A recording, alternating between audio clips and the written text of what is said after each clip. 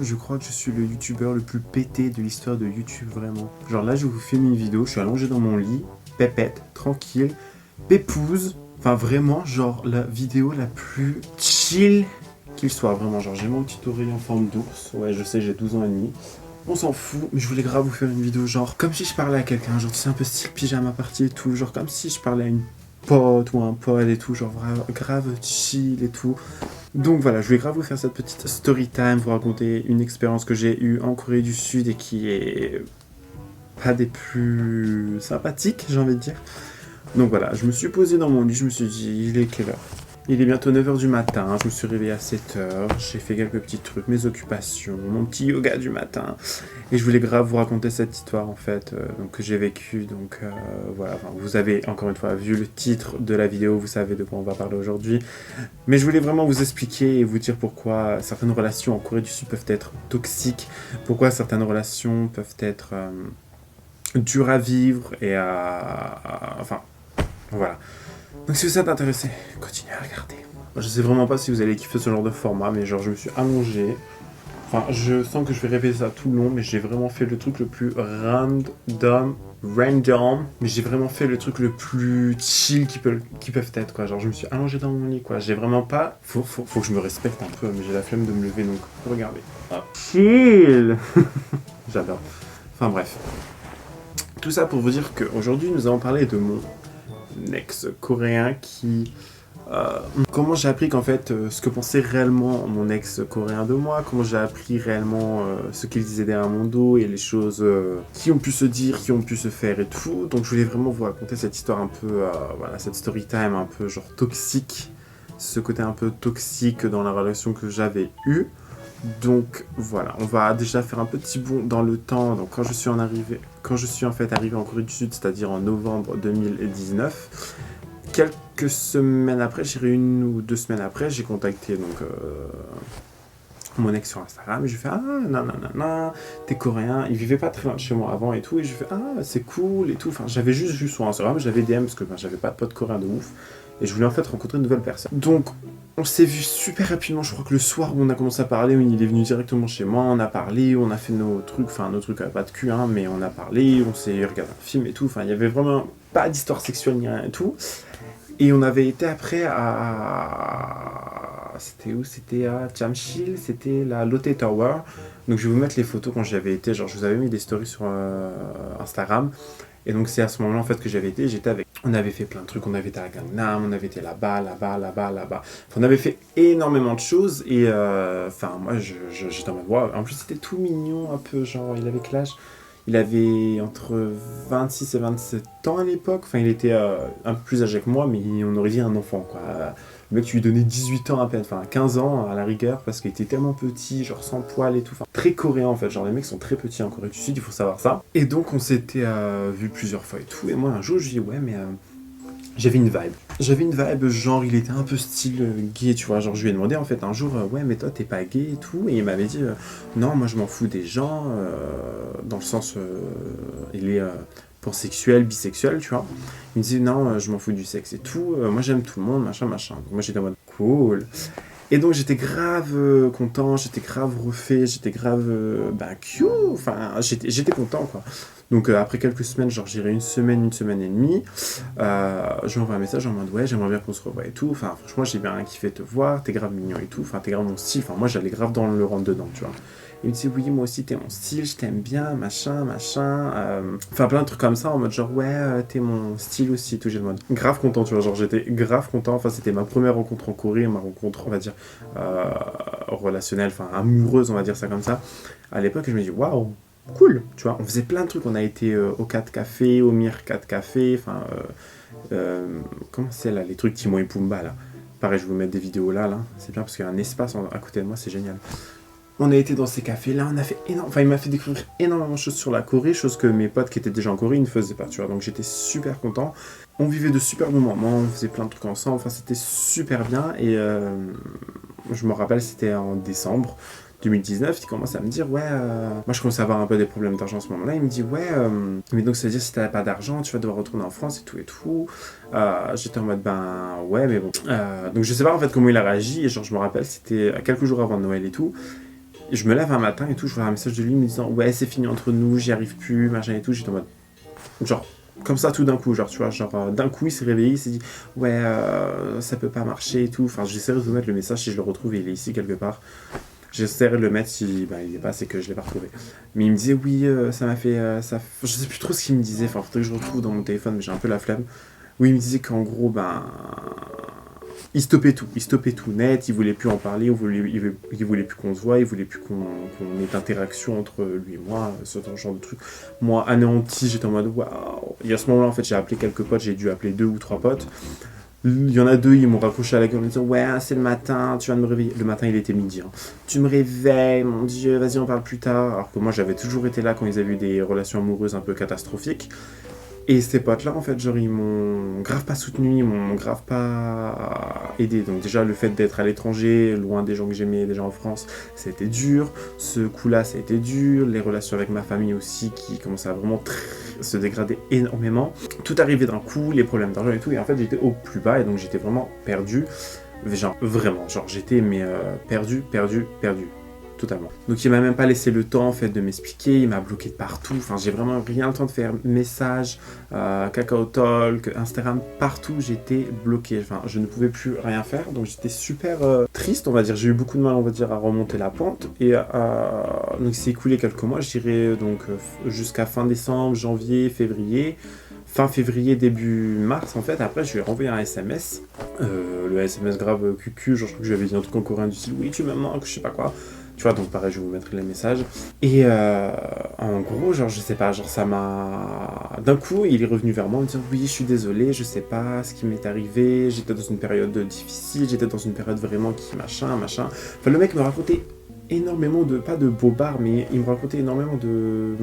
À l'époque, j'étais content parce qu'il revenait en quelque sorte vers moi, il était super cute, tu vois, genre en mode genre ouais, j'ai toujours voulu revenir vers toi, mais je savais pas si t'allais m'accepter et tout, parce que j'étais désolé, machin, enfin que des trucs comme ça. De toute façon, je vais vous mettre les messages encore une fois, vous allez voir à peu près la conversation, quoi. Je flouterai s'il y a des passages personnels ou de vie privée ou des informations trop personnelles, forcément. Et moi j'étais content, je devais déménager parce que là à ce moment j'étais encore dans le sud à 100 km de Séoul et je devais monter à Séoul pour y vivre. Donc j'étais content, je me disais ah ouais tout va changer, j'avais un travail, j'avais tout, j'avais l'argent qui rentrait, tout se reconcrétisait, tout se foutait ensemble en quelque sorte, tu vois. Donc j'étais super content et j'étais en mode waouh. Je me dis, bon, que de bonnes nouvelles, mais c'était suspect, tu vois. Je me suis dit, c'est super suspect parce que s'il y a énormément de trucs comme ça qui arrivent, genre d'un coup qui se passe bien. Bizarre, tu vois. Et donc, dès le jour où on a commencé à parler, le lendemain, il m'avait demandé un date, en quelque sorte. Il m'avait dit, vas-y, si tu veux qu'on se voit demain, on va se faire un restaurant et tout. Donc, on avait été à Times Square, donc c'est un grand centre commercial à Séoul, où il y a plein de magasins de luxe, il y a des restaurants, Zara, tout ça, tu vois. Starbucks et tout, et on s'était retrouvés là-bas, parce que lui, il travaillait juste à côté. Et je sais pas, il est arrivé vers moi, d'un coup il m'a couru dessus, genre j'avais l'impression que c'était un peu les vidéos des pétasses là, tu vois, genre dans les gares, genre les gamines là qui se courent après, qui se rentrent dedans et qui se cassent la gueule par terre, enfin le truc le plus gênant au monde. Il m'a un peu couru comme ça après, parce que moi je le voyais pas, je sais pas où il était. Et il m'a sauté dessus, en mode genre il m'a fait un câlin, et je suis trop content de te revoir, machin. Et puis même moi j'étais content, je me dis waouh.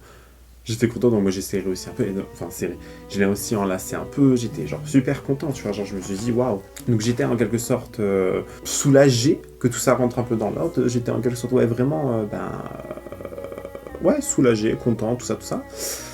Et il m'a payé le restaurant, on a parlé des trucs qui s'étaient passés ces derniers temps dans nos vies respectives, ce genre de choses. Et après, genre, je me rappelle, on marchait, il me faisait un câlin dans mon dos. En fait, il était derrière moi, il me tenait derrière, genre en mode câlin. J'étais en mode, mais il a pas honte, Enfin, honte dans le sens, il a pas honte du regard des gens, parce que les Coréens sont pas du tout ouverts d'esprit sur la communauté gay, LGBT, tout ça.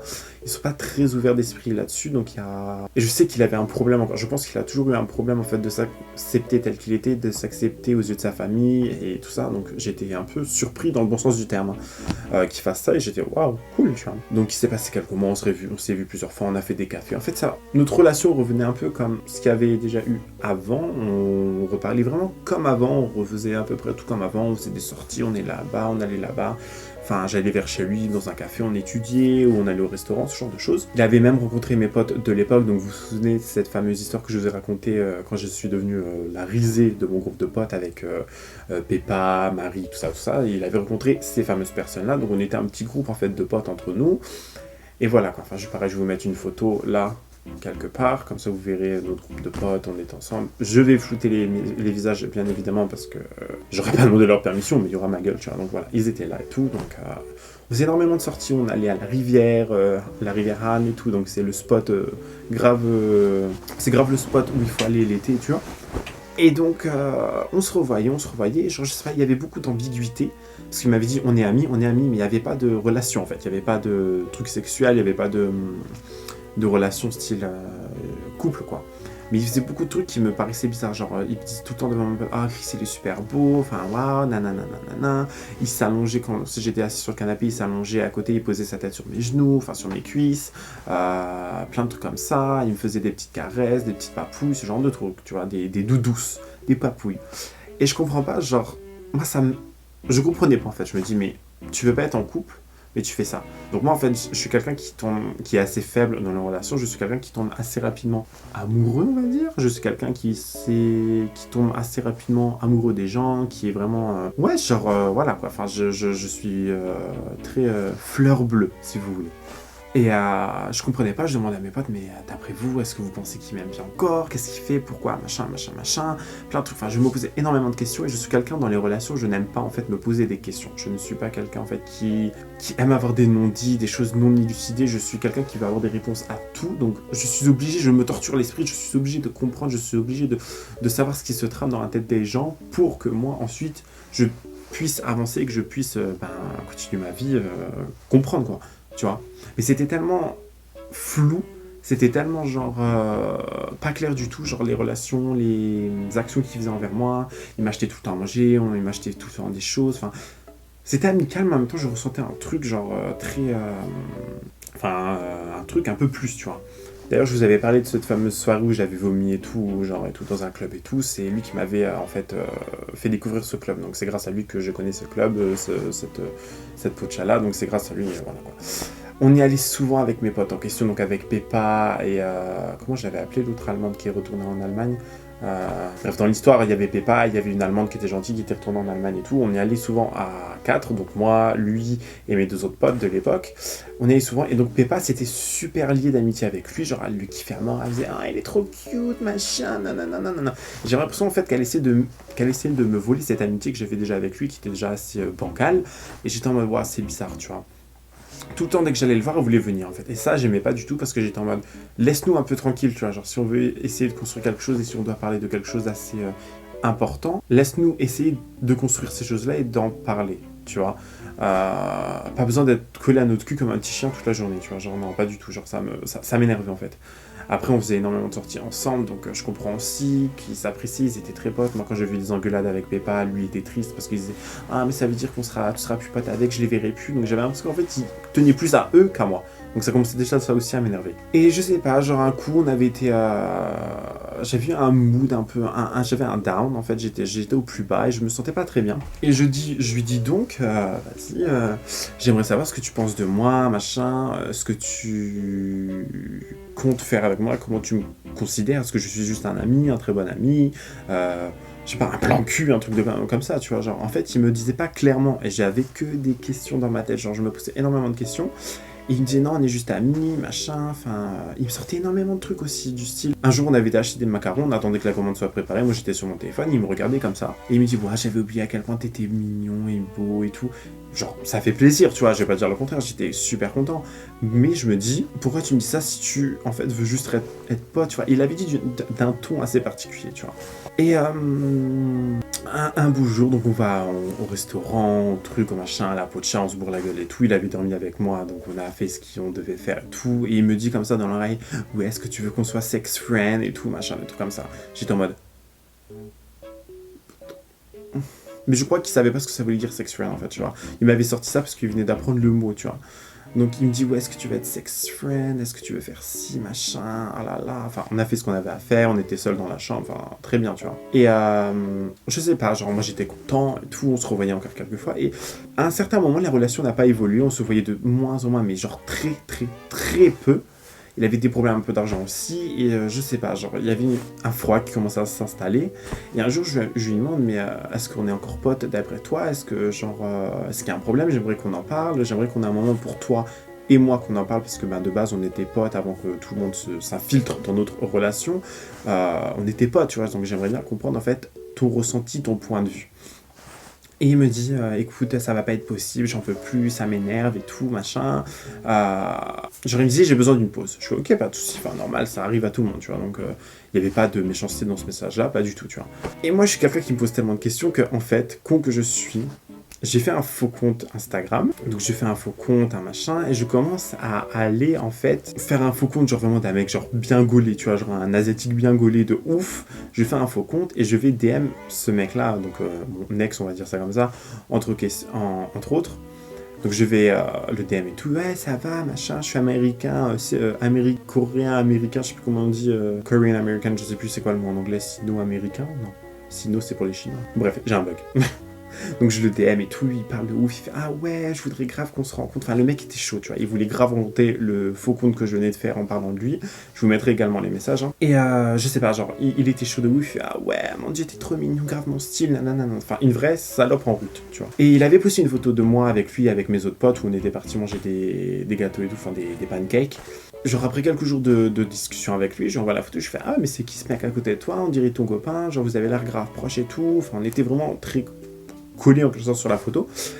Et il dit ah non, lui c'est pas mon copain, c'est juste un pote, de toute façon j'aime pas les mecs gros. Il a dit ouais, enfin les mecs potelés. Il a dit I don't like he's too chubby for me, un truc comme ça, tu vois, genre en mode j'étais trop gros pour lui, tu vois. Donc j'ai pris un coup dans le visage parce qu'il avait tout le temps des actions, des mimiques, des machins envers moi qui étaient genre super mignonnes, tu vois. Et je l'avais fait rencontrer mes potes, j'avais fait vraiment rencontrer un cercle d'amis assez privé, même des Coréens, des machins et tout. Enfin, je sais pas, genre j'ai trouvé le message assez blessant et ça m'a vraiment vénère. Donc du jour au lendemain je lui ai pu parler et un jour il m'a dit ouais, est-ce qu'on est encore potes et tout. Je comprends pas ta réaction, pourquoi tu ne parles pas? Et je lui ai dit en gros concrètement, je lui ai pas dit que j'avais fait un faux compte, hein, mais je lui ai dit écoute, j'aime pas certaines choses, je pense que machin, je pense que cette relation n'ira nulle part. Et il m'a dit de toute façon, t'es quelqu'un qui met mal à l'aise les gens, t'es comme ci, comme ça. En fait, le mec il m'a balancé tellement de vacheries à la gueule, il m'a tellement descendu que ça m'a tellement fait de la peine, j'en avais même pleuré, genre ma pote, la française Marie, elle m'avait vu, elle m'a dit franchement, ça sert à rien de rester en relation avec une personne comme ça. Si cette personne t'apporte du malheur et te rend comme ça, tu vois, non, ça sert à rien. Et elle a totalement raison, et elle avait totalement raison. Mais c'est dur parce que je suis encore un peu in love de ce mec-là, je le kiffe encore un tout petit peu, tu vois. Et c'est super compliqué quand même de se détacher d'une personne quand en fait t'as été proche directement avec elle, quand tu as vécu des choses assez, pas fortes, mais des choses qui m'ont permis d'évoluer, des choses qui m'ont permis de m'installer en Corée du Sud. Il m'a vraiment beaucoup aidé quand j'étais en Corée, carte SIM, machin. Il m'a beaucoup aidé, donc j'ai un détachement qui est assez dur à faire, tu vois. Un deuil, on va dire, qui est vraiment assez dur. Et des fois, j'en parle encore avec elle, je suis en mode genre, ouais, j'aimerais bien le revoir et tout, il me manque et tout. Et elle a envie de me gifler, j'ai l'impression, elle a grave envie de me dire, mais ça sert à rien, c'est une relation toxique, c'est quelqu'un qui se cachait, qui était encore dans le placard, il avait pas fait son coming out, il était très perdu, tu vois. Donc ça aurait été grave toxique pour toi, ça aurait été grave mauvais pour toi que tu tout simplement le rencontres à nouveau, que tu le débloques et t'envoies un message. Après, con que je suis, j'ai envoyé un message mais il m'a bloqué en mode genre il a pas répondu, il a juste vu, j'avais dû envoyer un truc, je me suis dit I miss you, genre je suis faible, hein, je vous l'ai dit, niveau relation, quand j'aime quelqu'un, je suis très faible. Et elle était, je pense que ça l'a choqué ma pote, elle a dû dire waouh. Voilà, ça c'était dernièrement, hein, donc c'est à peu près tout pour la story time, tu vois. Mais je voulais vraiment faire cette vidéo pour vous dire que les relations comme ça, c'est assez toxique. Parce que les Coréens, je parle plutôt là pour les personnes gays, ils ont du mal à s'accepter déjà eux-mêmes. Et la société ne les accepte pas encore. Donc je pense qu'ils ont énormément de mal à être eux-mêmes. Bien sûr, il y a des folles, bien sûr, il y a des mecs qui s'acceptent à mort, des drag queens, ce genre de choses. Bien sûr, il y a toutes ces personnes-là, tu vois, qui montrent leur visage sur les réseaux sociaux en disant qu'ils sont gays, tout ça, bien sûr. Mais il y a encore une grande partie qui ne s'acceptent pas et qui n'ont pas de repères, qui ont peur, en fait, des répercussions que ça pourrait avoir sur eux, sur leur carrière, sur leur vie future et tout. Donc, je comprends parfaitement, mais je me dis, pourquoi être comme ça avec une personne si toi, déjà, tu t'acceptes pas? Enfin, c'est dommage. C'est vraiment dommage. Donc, c'est vraiment pour vous dire, là, je parle vraiment plus pour ma communauté, parce que je pense que j'ai quelques personnes gays qui me suivent.